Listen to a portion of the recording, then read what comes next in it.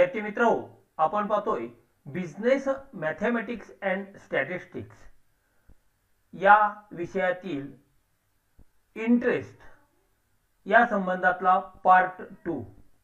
मागील व्हिडिओमध्ये आपण पाहिलं होतं इंटरेस्ट मध्ये part 1 that is simple interest. आज आपण पाहणार आहोत पार्ट 2 कंपाऊंड इंटरेस्ट. या कंपाऊंड इंटरेस्ट संबंधातल्या थेरॉटिकल पार्ट, त्यावरील मल्टिपल चॉईस क्वेश्चन्स आणि प्रॉब्लेम अशा 3 प्रकारे आपण हा पूर्ण भाग या व्हिडिओमध्ये अभ्यासणार आहोत. विद्यार्थी मित्रांनो, मी प्राचार्य डॉक्टर किशोर जगताप, माझ्या या यूट्यूब चॅनलमध्ये आपणा सर्वांचं स्वागत. विद्यार्थी मित्रांनो, माझी वेबसाईट आहे, फेसबुक पेज आहे, इंस्टाग्राम आहे आणि व्हॉट्सअप आहे. या सर्वांच्या लिंक या डिस्क्रिप्शन बॉक्समध्ये दिलेल्या आहेत, तुम्ही त्या फॉलो करू शकता. व्हिडिओ आवडला तर व्हिडिओला लाईक करा, आपल्या सर्व विद्यार्थी मित्रांना व्हिडिओ शेअर करा आणि ज्यांनी अजूनपर्यंत चॅनलला सबस्क्राइब केलं नसेल त्यांनी चॅनलला सबस्क्राइब करून त्यासमोरील बेल बटन प्रेस करा, म्हणजे येणाऱ्या प्रत्येक व्हिडिओचे नोटिफिकेशन तुमच्या मोबाईलवर प्राप्त होऊ शकते.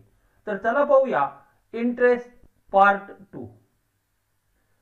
इंटरेस्ट पार्ट 2 एकंदरीत सिलेबस जर पाहिला तर आपल्याला लक्षात येईल की simple interest, compound interest, nominal and effective rate of interest हे 3 भाग आपण इंटरेस्ट मध्ये पाहणार आहोत. त्यातला पहिला पार्ट आहे तो सिंपल इंटरेस्टचा, तो मागील व्हिडिओमध्ये पाहिलाय. आज आपण पाहणार आहोत तो म्हणजे कंपाऊंड इंटरेस्ट.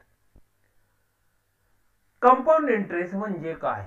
मराठीमध्ये जर सांगायचं असेल तर सिंपल इंटरेस्ट म्हणजे सरळ व्याज आणि कंपाऊंड इंटरेस्ट म्हणजे चक्रवाढ व्याज. याचाच अर्थ की जे प्रिन्सिपल आहे, मुद्दल आहे, त्या मुद्दलावर फक्त जर इंटरेस्ट आकारला जात असेल दिलेल्या पर्सेंटेजने, दिलेल्या पिरियडसाठी, तर त्याला सिंपल इंटरेस्ट म्हणतात. परंतु याच प्रिन्सिपल मध्ये हा इंटरेस्ट ऍड केल्यानंतर जी रक्कम येते त्या रकमेवर जर त्या ठिकाणी इंटरेस्ट चार्ज केला जात असेल तर त्याला म्हणतो आपण कंपाऊंड इंटरेस्ट. फॉर एक्झाम्पल 10,000 रुपये प्रिन्सिपल म्हणजे मुद्दल आहे आणि 10% हे रेट ऑफ इंटरेस्ट आहे. तर 10,000वर 10% प्रमाणे वर्षाचे 1,000 हे व्याज येईल.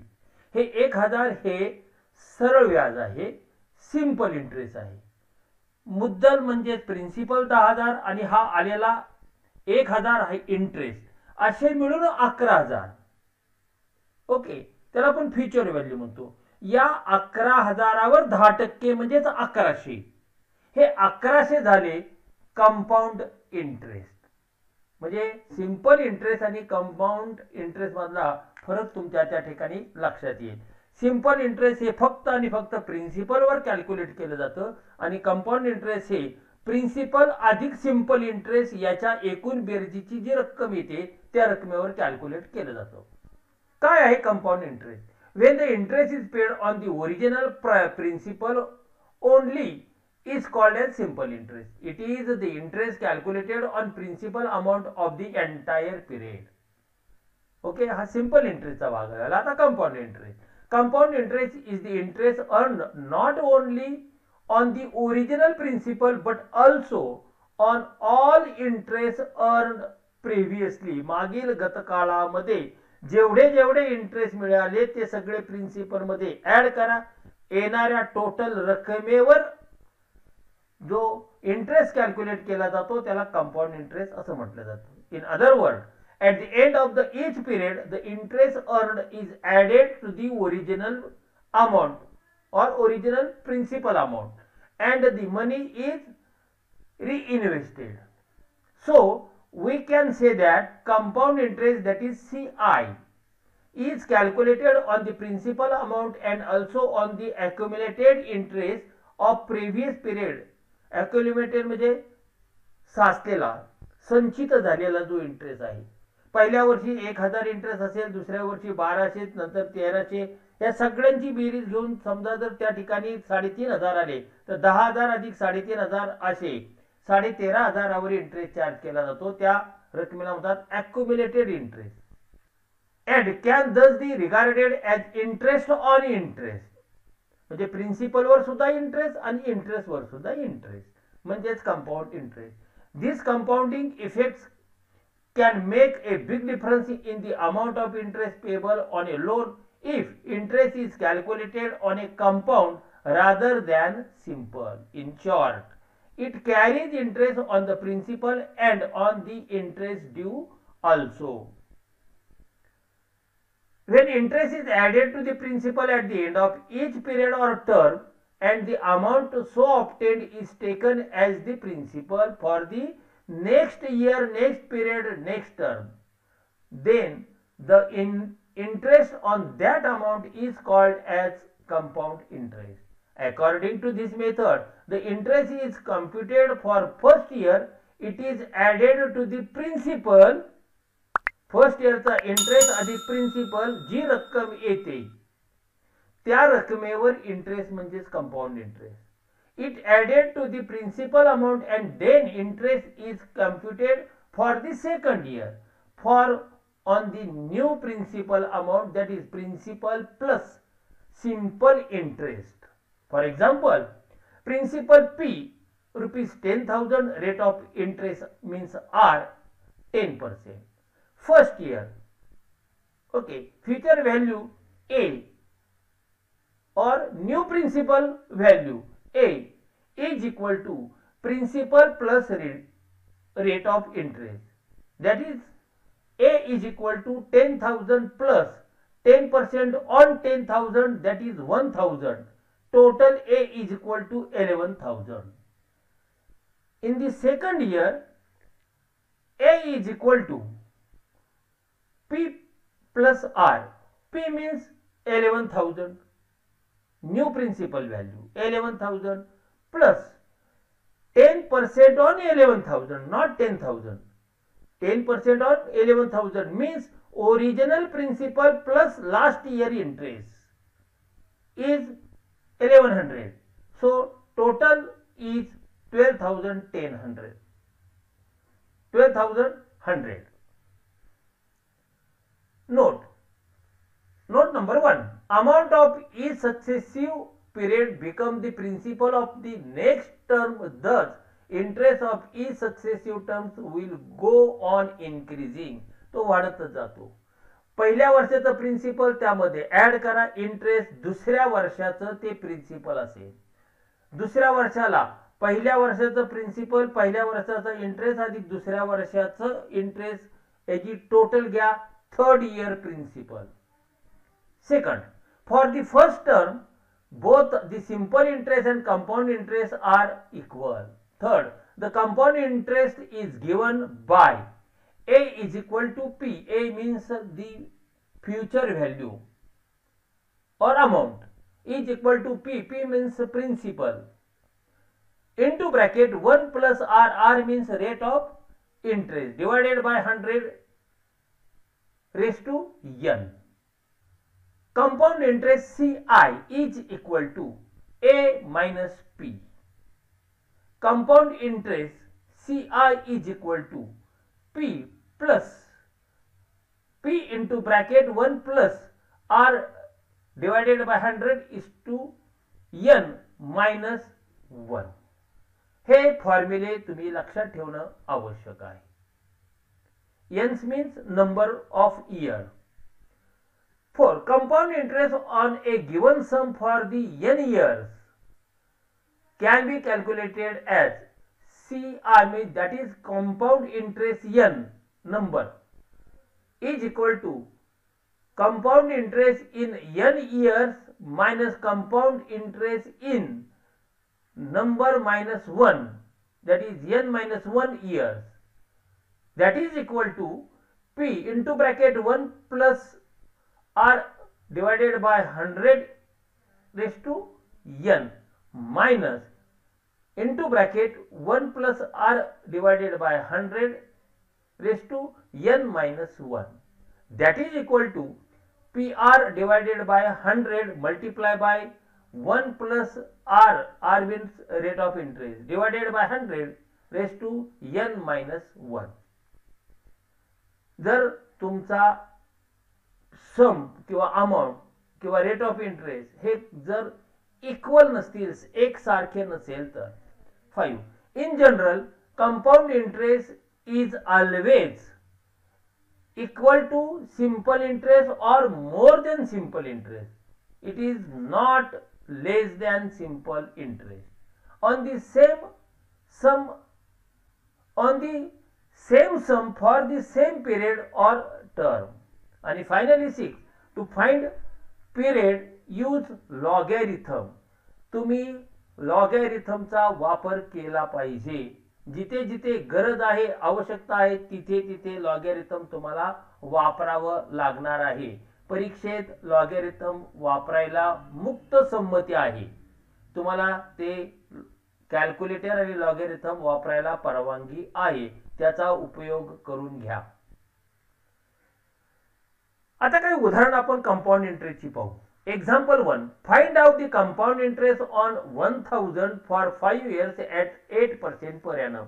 1000 रुपये आम्ही त्या ठिकाणी 5 वर्षासाठी जर त्या डिपॉझिट म्हणून ठेवले असेल आणि आम्हाला बँक त्या डिपॉझिटवर 8% जर वर्षाला व्याज देत असेल तर कंपाऊंड इंटरेस्ट किती होणार आहे. पी मीन्स प्रिन्सिपल आम्हाला प्रॉब्लेम मध्ये 1000 दिलेत. R rate of interest in percentage per annum दिलेला आहे 8%. आणि N means term period in years, that is 5 years. या 3 इन्फॉर्मेशन दिल्यात. आता आम्हाला कंपाऊंड इंटरेस्ट कॅल्क्युलेट करायचा असेल तर पहिला आम्हाला ए म्हणजेच फ्युचर व्हॅल्यू कॅल्क्युलेट करणं गरजेचं आहे. Future value minus principal is equal to interest. आणि म्हणून आम्हाला इथे फ्युचर व्हॅल्यू जर असेल तर इंटरेस्ट कॅल्क्युलेट करता येऊ शकेल. म्हणून future value is equal to P into bracket 1 plus R divided by 100 into N. पहिला टप्पा A is equal to P means 1000 1 plus rate of interest 8 divided by 100. किती इयर्स आहेत, नंबर ऑफ इयर्स 5 या सूत्राचं पूर्ण कॅल्क्युलेशन जर केलं तर तुम्हाला उत्तर येईल पहा 1000 into bracket 1 plus 8 divided by 100 म्हणजे 0.08 रेस टू 5 आहे तसेच is equal to 1000 into bracket या दोन्हीची बेरीज 1 प्लस 0.08 ची ते येईल 1.08 is to 5 is equal to 1000 1.08 is to 5 जर असेल तर त्याची व्हॅल्यू किती येते 1.469. बरोबर आहे का. मग 1000 मल्टिप्लाय बाय 1.469 जर केलं म्हणजे 1000ला त्या ब्रॅकेट मधल्या 1.469 ने जर मल्टिप्लाय केलं तर आन्सर येतं ₹1469. हे तुमचं काय झालेलं आहे, फ्युचर व्हॅल्यू त्या ठिकाणी आलेले आहे और न्यू प्रिन्सिपल आलेला आहे. आता इंटरेस्ट कॅल्क्युलेट करायचा तर ही 1469 लेस प्रिन्सिपल आहे आपल्याकडे 1000 म्हणजे एक्सेस ज्यादा किती अमाउंट आहे 469 दॅट इज इंटरेस्ट. प्रिन्सिपल आपल्याला त्या ठिकाणी 1000 होतं आणि त्यावर इंटरेस्ट ऍड होऊन फिगर किती आली 1469 म्हणजे किती एक्सेस प्रिन्सिपल पेक्षा तर 469 that is interest. Example number 2, what sum will amount of ₹12,167 in 5 years at 4% per annum, that is rate of interest. Find out the compound interest. ए तुम्हाला इथे म्हणजे दिलेला आहे आता 12,167. पी दिलेला नाही, प्रिन्सिपल दिलेला नाही आपल्याला. बरोबर आहे का नाही. मग आपल्याला प्रिन्सिपल माहिती असणं आवश्यक आहे. पहिला आर म्हणजे रेट ऑफ इंटरेस्ट 4% आणि टर्म आहे 5 years. फॉर्म्युला आपला तोच आहे, सिंपल फॉर्म्युला आहे A is equal to P into bracket 1 plus R divided by 100 raise to N. A तुम्हाला दिलेला आहे प्रॉब्लेम मध्ये ए ची व्हॅल्यू म्हणली 12,167 इज इक्वल टू पी ची व्हॅल्यू नाही ती, त्यामुळे पी तसाच मांडलेला आहे into bracket 1 plus R, R ची व्हॅल्यू आहे 4%, 4 डिवायडेड बाय 100 आणि एन दिलेला आहे 5, तो 5 मांडलेला आहे. दुसऱ्या टप्प्यामध्ये पहा 12,167 तसंच आहे इज इक्वल टू पी तो शोधून काढायचा आहे आणि ही ब्रॅकेटली फिगर आहे त्याचं आपण जर त्या ठिकाणी कॅल्क्युलेशन केलं तर ते येईल 26 डिवायडेड बाय 25⁵. तिसऱ्या टप्प्यामध्ये आता पी बाहेर काढलेला आहे आणि म्हणून पीच्या जागेवर तुम्हाला काय आलेली आहे ए ची व्हॅल्यू मांडायची म्हणून पी इज इक्वल टू ए. ए किती आहे 12,167 आणि ते ब्रॅकेट मधल्या फिगर तशाच मांडलेल्या आहेत. आता या ब्रॅकेट मधल्या फिगरचं कॅल्क्युलेशन जर त्या ठिकाणी केलं आणि त्याला मल्टिप्लाय केलं 12,167 तर तुम्हाला त्या ठिकाणी आन्सर मिळेल 10,000. That is P.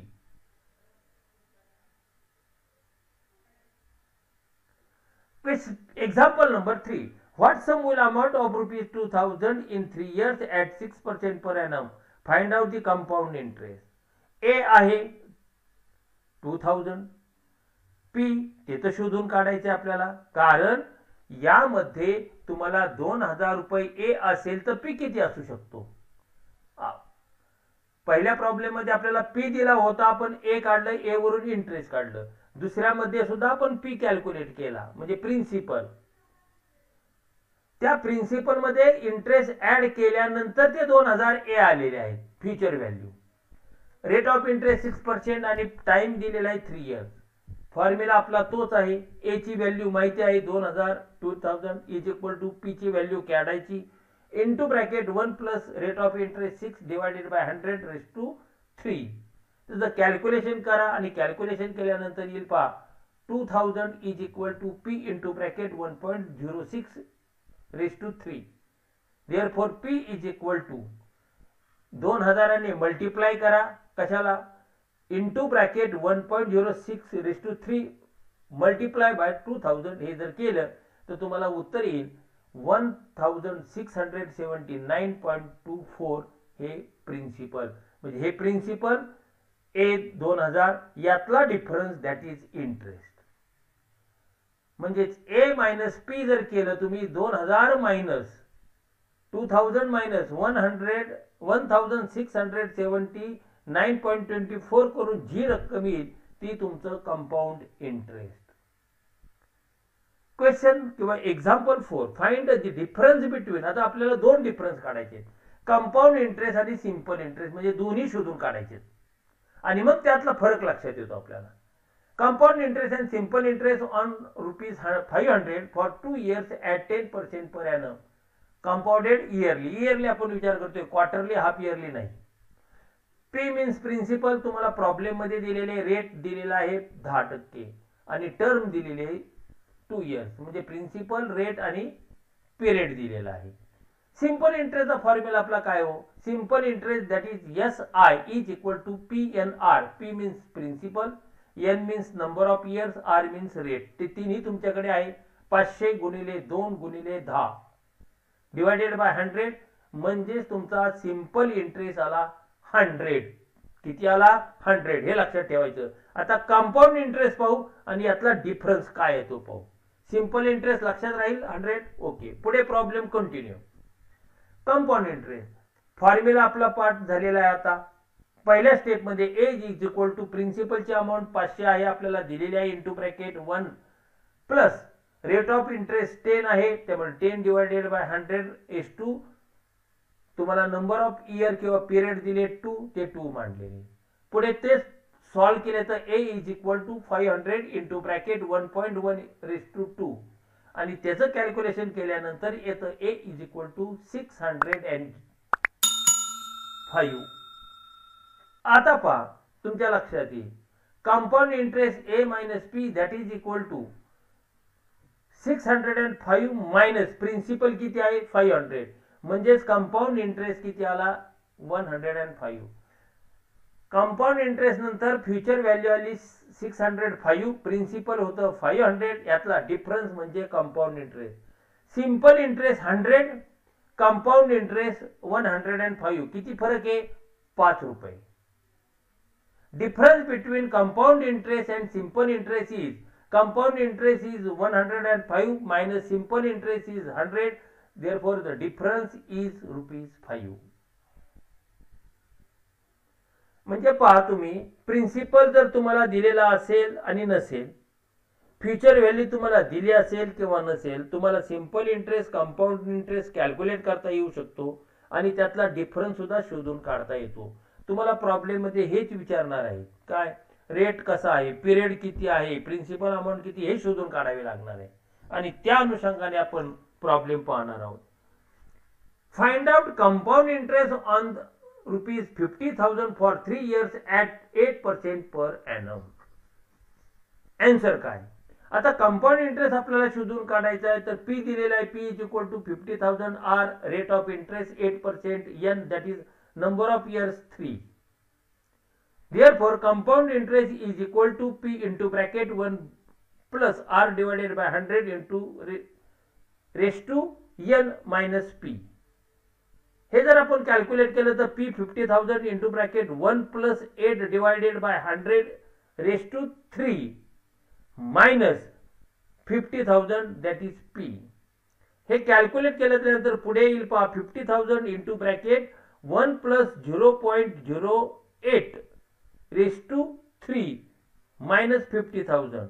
पुढे त्याचं कॅल्क्युलेशन केल्यानंतर 50,000 मल्टिप्लाय बाय 1.08 raised to 3 चं जे लॉगॅरिथमने लॉग येईल तो येईल 1.259 मायनस 50,000. याचं कॅल्क्युलेशन केलं तर अमाऊंट येते तुमची 62,985 minus 50,000 that is equal to 12,985. 12,985 that is D. Question number 2. Find out compound interest on ₹20,000 for 4 years at 6% per annum. Same. P is equal to 20,000, R 6%, N 4 years. आपला formula आहे पहा, compound interest is equal to P into bracket 1 plus R divided by 100 raise to N minus P. त्याचं calculation केलं तर P is equal to 20,000 into bracket 1 plus 6 divided by 100 raise to 4 minus P. 20,000 into bracket 1.06 raise to 4 minus 20,000. हे calculation केल्यानंतर तुमची amount येईल पहा, P तसाच 20,000 आणि 1.06 रेस टू 4 जे आहे त्याचा लॉगॅरिथमने आन्सर येईल 1.262 मायनस 20,000. आता या पहिल्या 20,000ला या 1.262 ने जर मल्टिप्लाय केलं तर तुमचं आन्सर येईल 25,749.53. त्यातून लेस पी प्रिन्सिपल 20,000 जर केलं तर तुमचं आन्सर येईल 5,249. 5,249 that is A. Question number 3. Find out compound interest on ₹10,000 for 3 years at 5% per annum. Formula आपला पुन्हा तोच, ए शोधून काढा. ए शोधून काढला तर या ए मधून हे पी जो 10,000 आहे ते मायनस करा. ए कसा कॅल्क्युलेट करणार, A is equal to P into bracket 1 plus R divided by 100 raise to N. आपण पी शोधून काढतोय, सॉरी ए शोधून काढतोय. A is equal to P किती आहे 10,000 into bracket 1 plus rate of interest 6 divided by 100 raise to 3. याचं calculation केलं तर तुम्हाला आन्सर मिळेल 11,910. ए आला तुमचा 11,910. त्यातून लेस करा प्रिन्सिपल. किती आहे प्रिन्सिपल, प्रॉब्लेम मध्ये 10,000 दिले म्हणजे 11,910 मधून 10,000 वजा करा, अमाऊंट बॅलन्स राहील 1,910 that is interest. 1,910 that is B answer. अशा पद्धतीने तुम्ही प्रॉब्लेम सोडवण्याचा सतत प्रयत्न करणं आवश्यक आहे. Question number 4. What sum will amount to ₹20,000 in 6 years at 5% per annum compound interest? Amount किती असेल हो, की ज्या अमाऊंटवर 5% प्रमाणे 6 वर्षे जर इंटरेस्ट कॅल्क्युलेट केला तर तुम्हाला ती 20,000 येईल. प्रश्न उलटा विचारलाय. अशी कोणती अमाऊंट आहे की जिच्यावर 5% प्रमाणे 6 वर्षाचे इंटरेस्ट कॅल्क्युलेट केल्यानंतर ते इंटरेस्ट या रकमेत मिळवल्यावर 20,000 येतील. पुन्हा आपला तो फॉर्म्युला आहे, तो फॉर्म्युला प्रमाणे तुम्हाला जावं लागणार आहे. आणि फॉर्म्युला कॅल्क्युलेट करताना compound interest is equal to P into bracket 1 plus R divided by 100 into N. ह्याप्रमाणे जर तुम्ही ते कॅल्क्युलेशन केलं तर तुमच्या लक्षात येईल की आन्सर तुमचं येईल 14,924, 14,924A. यामध्ये ते कंपाऊंड इंटरेस्ट ऍड करा. ते ऍड केल्यानंतर तुम्हाला बघा 20,000 ही व्हॅल्यू प्राप्त होईल. Question number 5. A sum of money triples itself at 6% per annum compound interest. Find out period that is N. Period तुम्हाला त्या ठिकाणी विचारलेला आहे. पिरियड कॅल्क्युलेट करताना फॉर्म्युला तोच वापरायचा. काय? Compound interest is equal to P into bracket 1 plus R divided by 100 raise to N.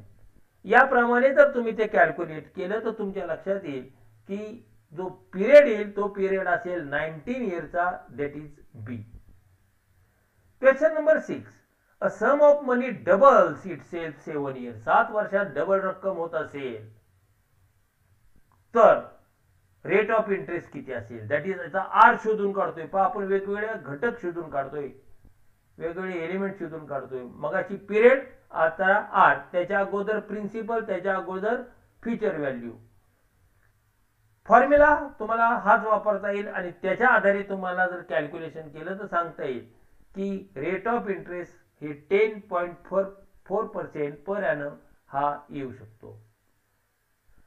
Formula एकदा माहिती झाला, 3 अधिक 2 बरोबर 5 हे जर तुम्हाला माहिती असेल तर 3 काढताना 5 वजा 2 करावे लागणार आहे. 2 कॅल्क्युलेट करताना 5 वजा 3 करावे लागणार आहे. फक्त तुम्हाला ते काय करावं लागणार आहे, दिलेल्या सूत्राच्या आधाराने जे शोधून काढायचे ते तुम्हाला प्लस मायनस मल्टिप्लिकेशन डिवायडेडचे रूल वापरून तुम्हाला अमाऊंट शोधून काढावी लागेल. Question number 7. A sum of money rupees 10,000 at 8% per annum in 5 years compounded half yearly. Find the amount of I, that is A.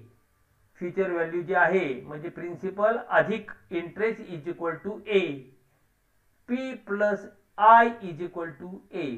तर A आता इथे आपल्याला शोधून काढायचं आहे की 10,000 रुपये जर तुमची रक्कम असेल, 8% जर तुमचा इंटरेस्ट असेल आणि 5 वर्ष जर ठेवली असेल तर इंटरेस्ट किती येतोय, तो इंटरेस्ट 10,000 मध्ये ऍड करा. येणारी रक्कम तुम्हाला त्या ठिकाणी मिळू शकेल.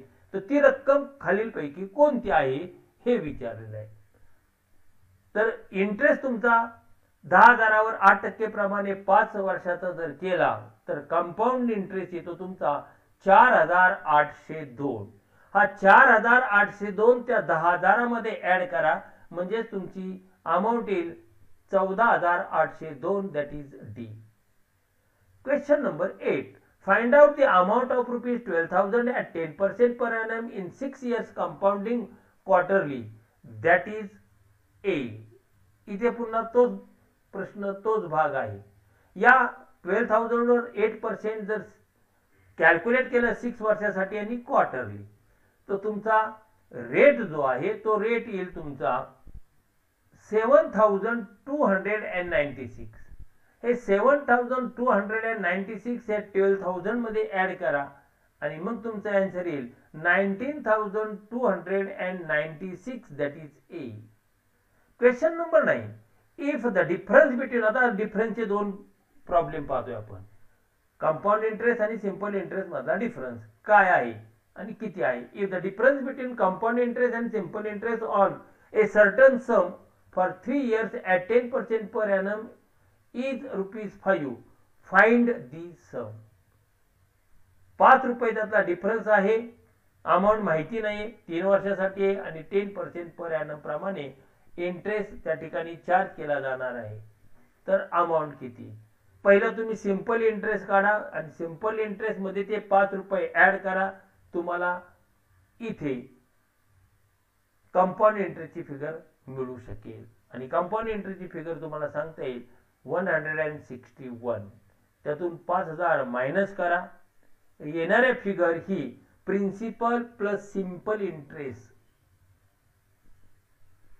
असणार आहे. Question number 10.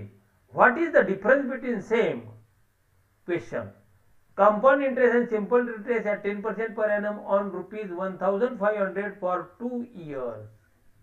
इथे तुम्हाला फिगर दिलेली आहे 1500 ही प्रिन्सिपल, 10% रेट ऑफ इंटरेस्ट आणि 2 इयर्स त्या ठिकाणी दिलेले आहे.